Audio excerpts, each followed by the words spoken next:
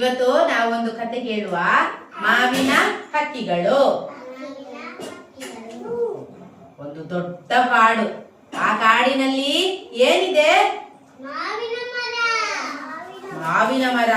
ಆ ಮಾವಿನ ಮರದಲ್ಲಿ ಏನಿದೆ? ರಾಶಿ ರಾಶಿ ಮಾವಿನ ಹಣ್ಣುಗಳು. ಅಂತಿಂತ ಮಾವಿನ ಹಣ್ಣಲ್ಲ, ರಸಭರಿತ ಸಿಹಿ ಸಿಹಿಯಾದ ಮಾವಿನ ಹಣ್ಣುಗಳು. ಆ ಮರ ಯಾರದ್ದು? ಕಾಡಿನಲ್ಲಿ ಬೆಳೆದ ಮರ ಯಾರದ್ದು? ಯಾರದ್ದು ಅಲ್ಲ, ಅದು ಎಲ್ಲರಿಗೆ ಸೇರಿದ್ದು.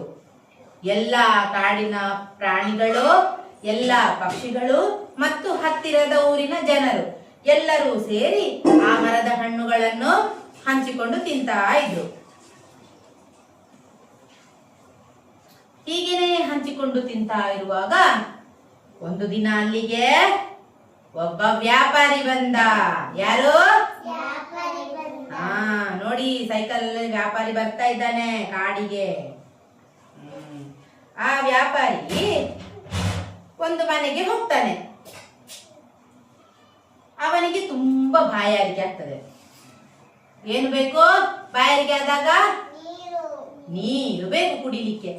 ಅದಕ್ಕೆ ಒಂದು ಮನೆ ಹತ್ರ ಹೋಗಿ ಕೇಳ್ತಾನೆ, ಅಮ್ಮ, ತಾಯಿ, ಯಾರಾದ್ರೂ ಒಂದು ಲೋಟ ನೀರು ಕೊಡಿ ಅಮ್ಮ ಅಂತ.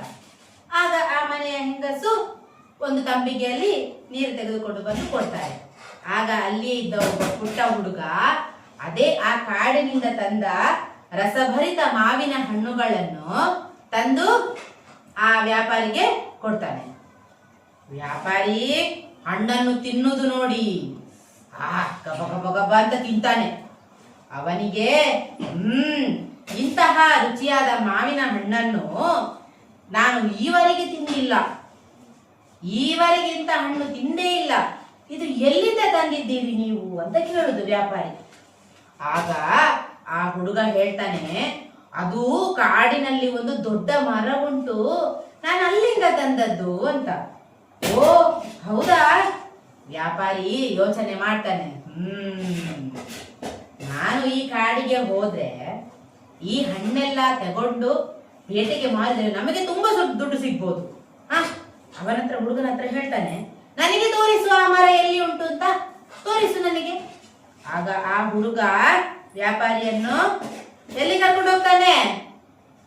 ಮಾವಿನ ಮರ ಇದ್ದಲ್ಲಿಗೆ. ನೋಡಿ, ವ್ಯಾಪಾರಿ ನೋಡ್ತಾ ಇದ್ದಾನೆ. ಎಷ್ಟು ಮಾವಿನ ಹಣ್ಣು ಉಂಟು ಈ ಮರದಲ್ಲಿ. ಅವನೇನು ಮಾಡ್ತಾನೆ?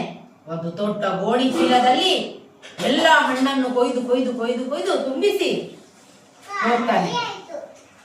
ಎಲ್ಲ ತುಂಬಿಸ್ತಾನೆ. ಆಗ ಮಂಗಗಳೆಲ್ಲ ಕೂಗ್ಲಿಕ್ಕೆ ಶುರು ಮಾಡ್ತಾರೆ. ನಿಲ್ಲಿಸು ನಿಲ್ಲಿಸು, ತುಂಬಿಸಬೇಡ. ಪಕ್ಷಿಗಳೆಲ್ಲ ಕೂಗ್ಲಿಕ್ಕೆ ಶುರು ಮಾಡ್ತವೆ.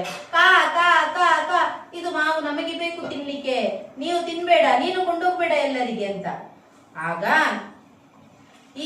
ಈ ಮಾವಿನ ಹಣ್ಣು ಎಲ್ಲರದ್ದು, ನಿನಗೆ ಒಬ್ಬನಿಗೆ ಮಾತ್ರ ಅಲ್ಲ, ಎಲ್ಲ ಒಬ್ಬನೇ ತೆಗೆದುಕೊಂಡು ಹೋಗುದಲ್ಲ. ಆದರೆ ಆ ಆಸೆ ಬುರುಕ ವ್ಯಾಪಾರಿ ಏನ್ ಮಾಡ್ತಾನೆ? ಅಷ್ಟು ಪ್ರಾಣಿಗಳು ಪಕ್ಷಿಗಳು ಕೇಳಿಕೊಂಡ್ರು ಒಂದು ಹಣ್ಣನ್ನು ಬಿಡದೆ ಎಲ್ಲವನ್ನು ಗೋಣಿಯಲ್ಲಿ ತುಂಬಿಸಿ ಅವನ ಸೈಕಲ್ಗೆ ಕಟ್ಟಿ ತೆಗೆದುಕೊಂಡು ಹೋಗ್ತಾನೆ. ತೆಗೆದುಕೊಂಡು ಹೋಗುವಾಗ ಒಂದು ಕಾಗೆ ಬರ್ತದೆ. ಕಾ ಕಾ ಕಾ ಕಾ ಕಾ ಕಾ, ಕಾಗೆ ಬಂದು ಅವನ ಸೈಕಲ್ನ ಟೈರ್ ಅನ್ನು ಚುಚ್ಚಿ ಗಾಳಿ ತೆಗೆದು ಬಿಡ್ತದೆ. ಗಾಳಿ ತೆಗೆದು ಬಿಡುವಾಗ ಆ ಕಡೆಯಿಂದ ಆಡು ಬಂದು ಏನ್ ಮಾಡ್ತದೆ? ಅವನ ಸೈಕಲ್ಗೆ ಹೀಗೆ ತಲೆಯಿಂದ ಕುಟ್ಟು ಬಿಡ್ತದೆ. ಅವನ ಕೋತಿ ಏನ್ ಮಾಡ್ತದೆ ನೋಡಿ, ಕೋತಿ ಅವನ ಹ್ಯಾಟ್ ಅನ್ನು ತೆಗೆದು ಆಚೆ ತಗೊಂಡು ಹೋಗ್ತದೆ. ಆಮೇಲೆ ಆಡು ಒಂದು ಆ ಚೀಲವನ್ನು ಕೆಳಗೆ ಬೀಳಿಸ್ತದೆ. ಅದು ಅವರ ಮಾವಿನ ಹಣ್ಣನ್ನು ಎಲ್ಲ ವ್ಯಾಪಾರಿ ತಗೊಂಡು ಹೋಗುದಲ್ವಾ, ಅವರಿಗೆ ತಿನ್ಲಿಕ್ಕೆ ಬೇಕಲ್ಲ, ಅದಕ್ಕೆ ಅವರು ವ್ಯಾಪಾರಿಗೆ ಉಪದ್ರ ಮಾಡುದು. ಮಾವಿನ ಹಣ್ಣುಗಳು ಕೆಳಗೆ ಬಿದ್ದು ಎಲ್ಲ ಚೆಲ್ಲಾಪಿಲ್ಲಿ ಆದವು. ಏನಾಯ್ತು? ಎಲ್ಲ ಚೆಲ್ಲಾಪಿಲ್ಲಿಯಾಗಿ ಬಿದ್ದು ಅದು ನೋಡಿ ಹೀಗೆ ಜಾರಬಂಡಿ ಹಾಗೆ ಸ್ಥಳ. ಅಲ್ಲಿ ಏನಾಗ್ತದೆ? ಮಾವಿನ ಹಣ್ಣೆಲ್ಲ ಗುಡು ಗುಡು ಗುಡು ಗುಡು ಗುಡು ಗುಡು ಗುಡು ಗುಡು ಗುಡು ಗುಡು ಅಂತ ಉರುಳಿಕೊಂಡು ಹೋಗ್ತದೆ. ಉರುಳಿಕೊಂಡು ಹೋಗುವಾಗ ಕೋತಿಗೆ ಆಮೇಲೆ ಆಡಿಗೆ ಎಲ್ಲ ಖುಷಿ ಆಗ್ತದೆ. ಅವರೆಲ್ಲ ಏನ್ ಮಾಡ್ತಾರೆ, ಎಲ್ಲರೂ ಸೇರಿಸಿ ಆ ವ್ಯಾಪಾರಿಯನ್ನು ಓಡಿಸಿ ಬಿಡ್ತಾರೆ. ಅವನಿಗೆ ಅಯ್ಯೋ ನನಗೇನು ಸಿಗ್ಲಿಲ್ಲಲ್ಲ ಅಂತ ಅವನು ಬೇಜಾರಲ್ಲಿ ಸೀದಾ ಹೋಗ್ತಾನೆ. ಈ ಹಣ್ಣನ್ನೆಲ್ಲ ಯಾರು ತಿಂತಾರೆ?